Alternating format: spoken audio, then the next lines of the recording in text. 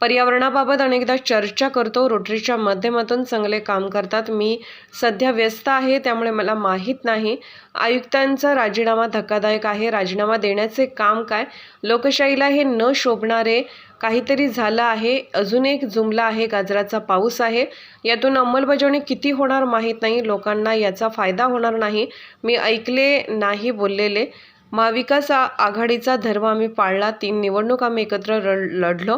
संग्राम थोपटे आणि मी एकत्र येऊन विकास केला आणि करणार आहोत. अनेक गोष्टी म्हणजे मी रोजच चांगल्या गोष्टी करतो. सर्व पर्यावरणासंदर्भात एक चांगला कार्यक्रम. पर्यावरणाबद्दल 365 दिवस आपण सगळेच प्रयत्न करत असतो आणि क्लायमेट चेंजची अनेक वेळा चर्चा भारत सरकारमध्ये जेव्हा जेव्हा होते त्या सगळ्या फोरम्सवर मला काम करायची संधी मिळाली.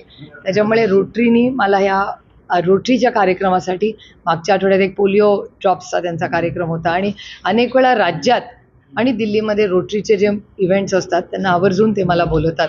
त्याच्यामुळे रोटरीचं खूप उत्तम काम फक्त भारतात नाही जगात चाललेलं आहे. त्याच्यामुळे अशा NGOजला साथ द्यायचा प्रयत्न आम्ही सगळेच करत असतो. मी माझ्या प्रचार आणि या सगळ्या कामांमध्ये इतकी व्यस्त आहे की मला ह्याची काही माहिती नाही. जे आयुक्त CEC अरुण गोयलांचा जो राजीनामा होता हो धक्कादायक होता. म्हणजे लोकसभा या देशातलं प्रत्येक इलेक्शन ग्रामपंचायतीचंही महत्त्वाचंच असतं, पण काश्मीर टू कन्याकुमारी 1 टाइम होणारं इलेक्शन म्हणजे भारताची लोकसभेचं इलेक्शन.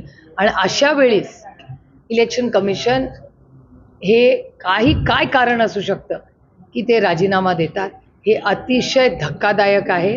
आणि मला असं वाटतं हे लोकशाहीला न शोभणारं आहे.